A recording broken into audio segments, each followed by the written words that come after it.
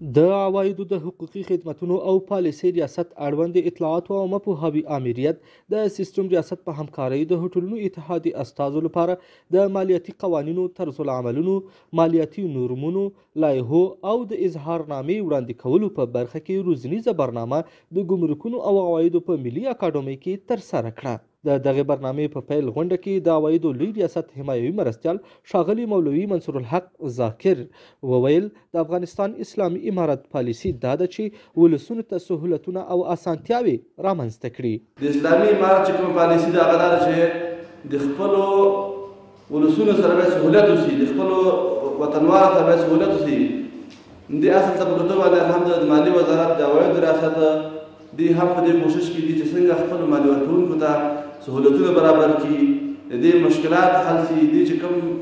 مخکې مثال شعبه په شعبه وګرځېدله هغه د دې کوشش کوي چې سیستمونه برابر کړي چې دوی په خپل دفتر کې ناست وي او موږ ته د ټول مشکلات حل شي.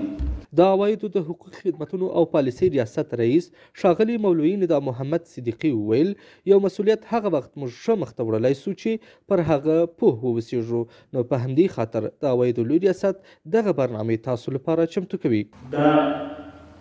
یو روښانه خبره ده چې یو اصل، یو قانون او یو معیار او یا یو مکلفیت هغه وخت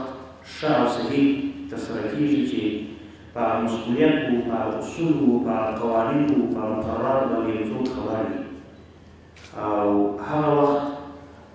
خپل مکلفیت ښه ادا کولی شي چې هغه مکلفیت باندې دی پوه وي او خبر وي. نو ځکه مو نننۍ ناسته د دې لپاره تنظیم کړله چې موږ هغه محترمینو مالیه ورکوونکو ته چې د هوټلدارۍ په برخه کې کار کوي او له خپلو عوایدو څخه و د سپېڅلي اسلامي نظام ته مالیه ورکوي او د خپلې مالیې په توسط سره دا سپېڅلي او پاک نظام په مالي او اقتصادي لحاظ باندې حمایه کوي او ملاتړ یې کوي و هغه ملګرو ته د دوی مالیاتي مکلفیتونه روښانه.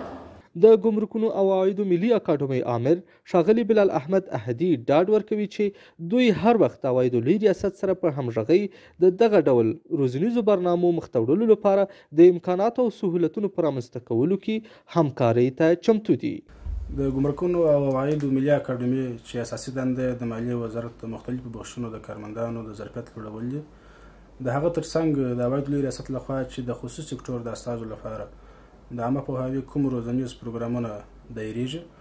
د هغه لپاره د امکاناتو او سهولتونو په برابرولو کې تل خپله همکاري کړې ده او په راتلونکي کې هم ژمنه ده. په دغه روزنیز پروګرام کې ګډونوالو د یادې برنامې څخه خوښي څرګنده کړه او د ورته نورو برنامو غوښتونکي دي. ما خیلی برنامه خوب بود و به هتلدارا میسر است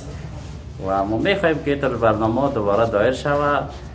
سطح ظرفیت هتلدارا بالا بره و ما میتونیم که مالی خود به طریق خوب پرداخت بدیم. د یادونې وړ ده چې د عوایدو د حقوقي خدمتونو او پالیسۍ ریاست اړوند اطلاعاتو او عامه پوهاوي آمریت له دې وړاندې هم مالیه ورکوونکو لپاره ورته برنامې پر لاره اچولې وې.